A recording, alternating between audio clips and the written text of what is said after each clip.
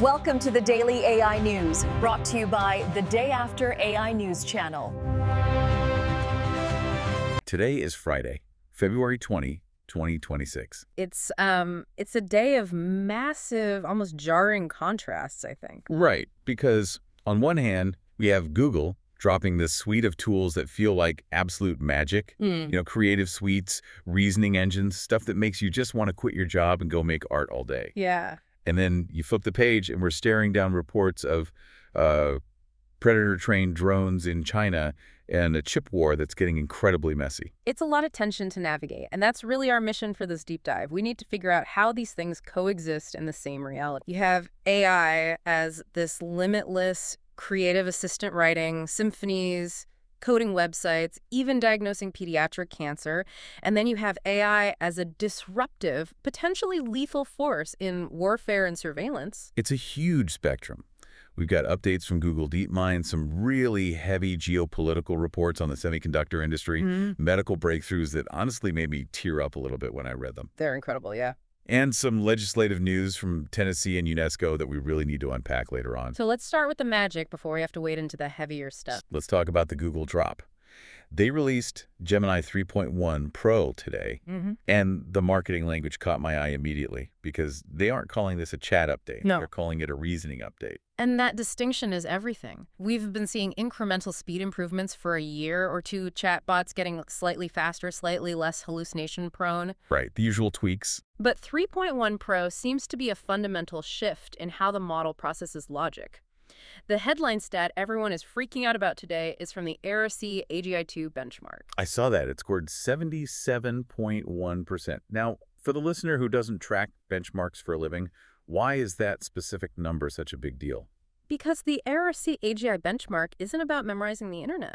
Most benchmarks, they just test if the AI remembers a fact it read in a textbook somewhere. Like a trivia test. Exactly. But ARC tests the ability to solve entirely new logic patterns, puzzles the model has literally never seen before. So it's the difference between reciting a recipe and actually figuring out how to cook a meal with just random ingredients you found in the cupboard. That's a great analogy. The previous state-of-the-art models were hovering in the 30s or maybe low 40s. Jumping to 77.1% is more than double. It suggests the model is starting to generalize logic in a way that feels uncomfortably human. It's figuring things out on the fly. And the feature that really showed off this reasoning capability for me, mostly because I dabble in design, was the code-based animation. Oh, this is fascinating stuff. Usually if you ask an AI for a video, you get an MP4 file. It's heavy, it's super hard to edit, and if you zoom in, it's just pixel soup. Right, it degrades. But Gemini isn't doing that anymore. You give it a text prompt, and it writes the code to generate an animated SVG. Right. It's not imagining pixels, it's understanding the math of the motion.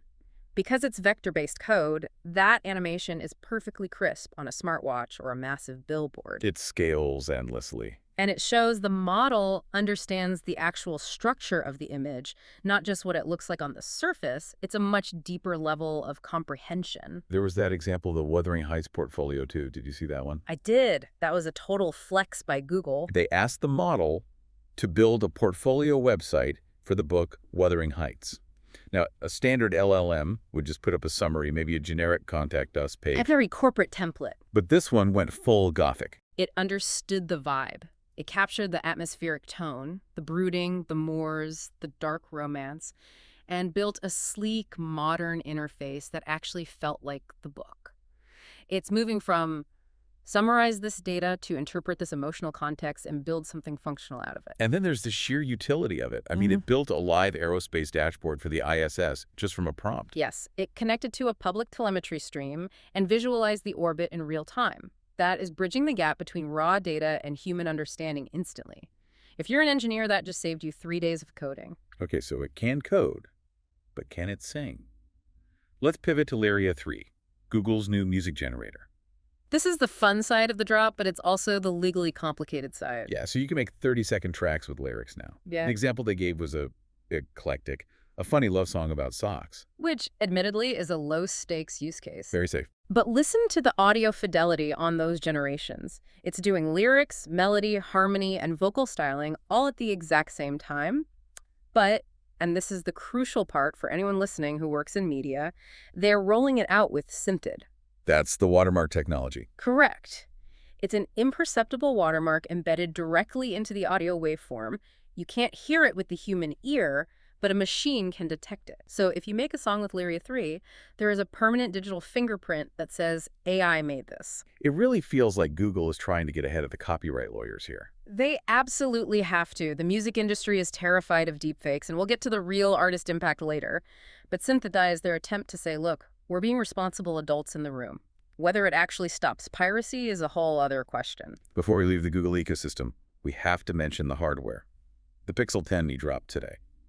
$499. Which is a very aggressive price point. They are basically giving the hardware away to get people hooked on their AI ecosystem. It's got all the high-end stuff, too.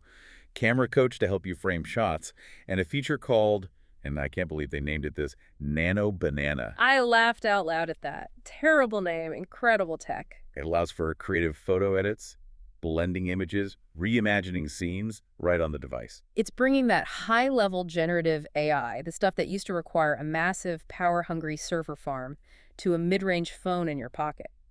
But the social feature that stood out to me was Add Me. Oh, for group photos, I desperately need this. It completely solves the designated photographer problem. You take a photo of the group, hand the phone to someone else, run into the frame, and the AI stitches you in seamlessly. So no one gets left out holding the camera. It's a small thing, but it uses very complex computer vision to solve a very human social problem.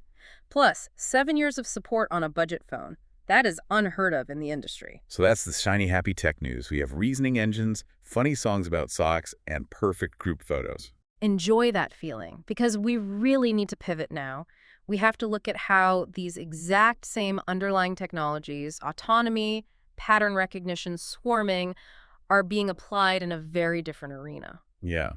Let's talk geopolitics and the arms race. You flagged a report on drone warfare that honestly gave me chills. It is deeply sobering. The military UAV sector is forecast to surpass $40 billion soon. But it's not just about the money being spent, it's about the behavior of the weapons themselves.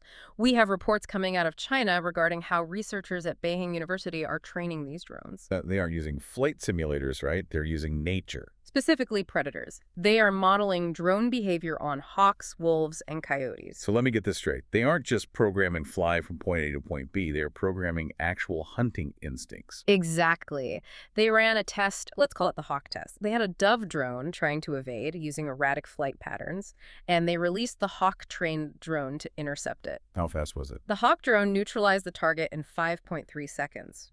5.3 seconds. You can barely unlock your phone in that time. It's effectively instant. A human pilot cannot react that fast. And it's not just happening in the air. China's South Industries Group is developing robot wolves. Robot wolves, come on. Ground-based autonomous units designed to work in packs. They coordinate with the aerial swarms. So you have the hawks herding targets from the air and the wolves closing in on the ground. That sounds like a literal nightmare scenario. Yeah. It fundamentally changes what war looks like. It stops being about strategy or bravery on the battlefield and becomes a math problem. It becomes about algorithms and swarm efficiency. But, and this is the bottleneck for everyone right now, all of this requires massive, massive computing power. Which brings us to the chip war, the engine under the hood of all this. The invisible front line. We know the U.S. has been tightening sanctions, trying to starve China of the high-end chips needed to run these predator algorithms. What is the latest there? It is getting incredibly tense. China isn't just taking the sanctions passively, they are counter-maneuvering.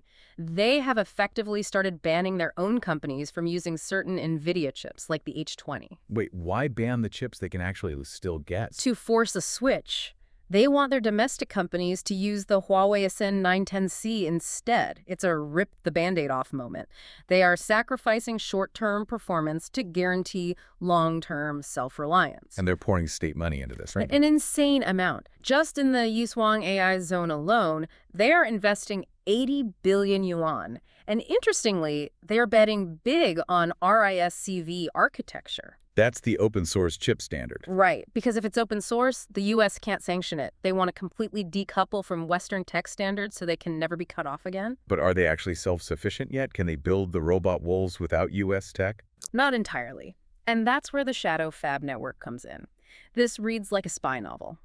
There are reports of smuggling routes, shell companies in Malaysia and Singapore all being used to bypass U.S. sanctions and get the lithography equipment they desperately need. So it's a massive cat-and-mouse game.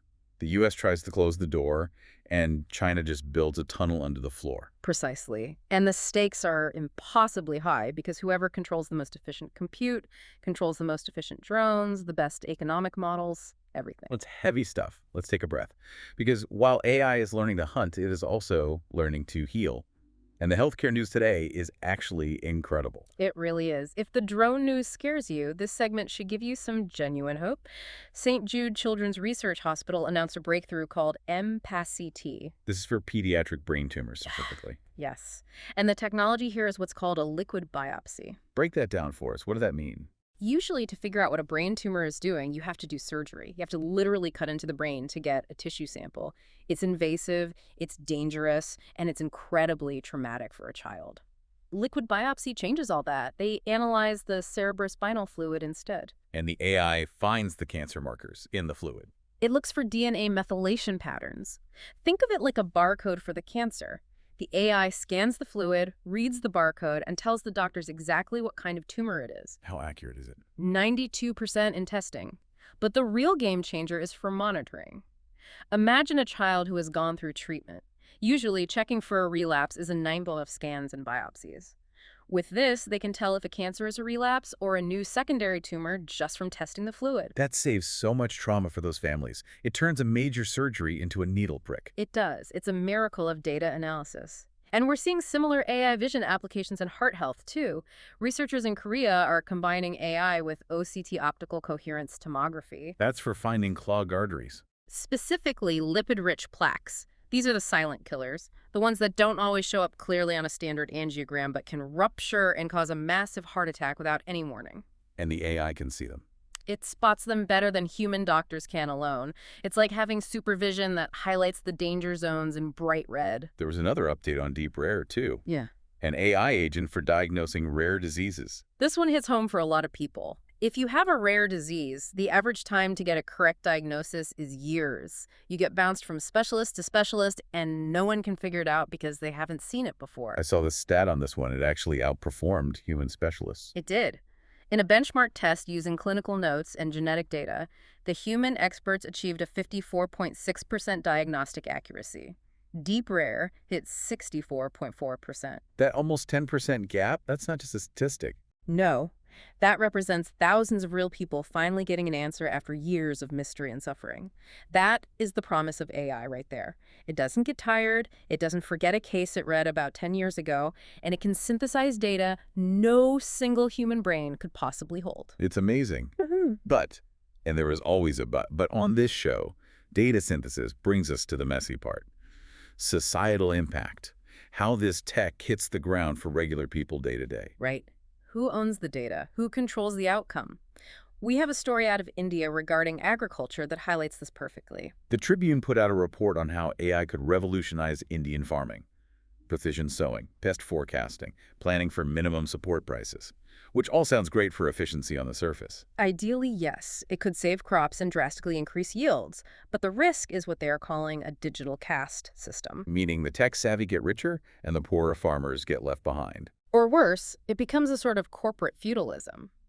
If private corporations own all the data on soil health and crop patterns, the small farmers lose their bargaining power completely. They become dependent on the corporate platform for everything. It's the Uberization of farming. You don't really run your farm anymore. The algorithm just tells you what to plant and when to harvest. And when you control the data, you control the market. Speaking of control, we really need to talk about Ring. Yeah, the doorbell camera company. This one is incredibly uncomfortable. There were leaked emails regarding their search party feature. This is disturbing. Publicly, Search Party was marketed as a way to find lost dogs. A very wholesome, community-driven idea. Help us find Fido. But the emails from the founder, Jamie Siminoff, tell a completely different story. He suggested the actual goal was to zero out crime. That sounds intense, like a line straight from a dystopian sci-fi movie. It implies a shift toward neighborhood-wide surveillance, tracking people, not just pets. The expert concern here is that we are aggressively blurring the line between community safety and mass surveillance. If my neighbor's camera is identifying me and tracking my movements to prevent crime, do I still have privacy on my own street? That's the core question. And with the facial recognition tech we know already exists, that's a very slippery slope. You combine search party with those predator algorithms we talked about earlier, it gets dark, fast. Legislation is trying to catch up, but it's clearly struggling. Look at Tennessee. They just passed House Bill 1513 regarding deepfakes in political ads. Right. It requires a disclaimer on the ad. It has to say, this communication contains fake content impersonating speech that did not occur. But critics are pointing out the loophole immediately. It doesn't actually ban the fake content, it just labels it. Yes. So as long as I slap a sticker on the video, I can have a politician saying whatever I want. Exactly. And the fear is what we call the liar's dividend. If you label the fakes, people might just ignore the label because they see it so often. Or worse, the disclaimer becomes so common that we stop trusting any content, real or fake. Truth just gets lost in the noise. And while truth is getting lost, artists are actively losing their livelihoods. This UNESCO report we have is just brutal. It is a massive wake-up call. UNESCO projects that AI could slash artist incomes by 25% by 2028. That's in 2 years. It's happening right now. Music and audiovisual sectors are the most at risk. Why hire a composer when Lyrica 3 can make a track for pennies in 30 seconds? The report highlights a widening digital skills gap, too. Creators in developing nations who might not have access to these high-end tools are going to be left behind completely. It's efficiency versus culture. Is there any pushback?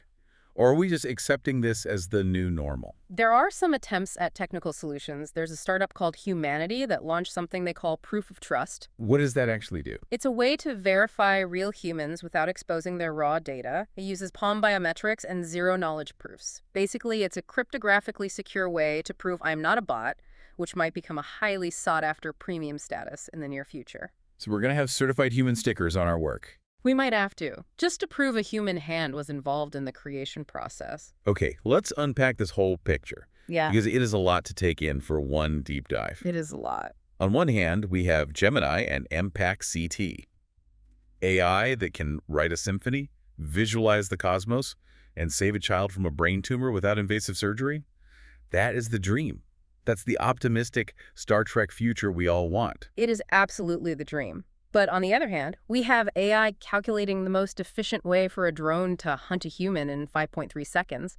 We have AI stripping artists of a quarter of their income, and AI potentially turning our quiet neighborhoods into surveillance grids. It feels like we are at a tipping point where the tools are becoming far more powerful than the rules we have to govern them. I think that is exactly right. And if we connect this to the bigger picture, think about the training data we discussed today. What do you mean by that? Well, we are teaching AI to mimic hawks to hunt prey. We are teaching it to mimic artists to create culture. We are teaching it to mimic doctors to diagnose us. Right. It basically mimics whatever we feed it. So here is the question I want you to sit with today. If we prioritize the predator efficiency in our algorithms, that ruthless 5.3-second optimization, are we inadvertently training our tools to view us, the humans, as either targets to be neutralized or obsolete data points to be replaced? That is a terrifying thought to end on, but a very necessary one. We decide what we value by what we build. Well, on that note, remember to check the watermarks, question the drone swarms, and for the love of everything, stay human. Stay human. This has been The Deep Dive. We'll see you tomorrow. Before you go, please subscribe to the podcast Pray, and if you enjoyed today's episode, hit like to support us. Thanks for listening, and see you next time.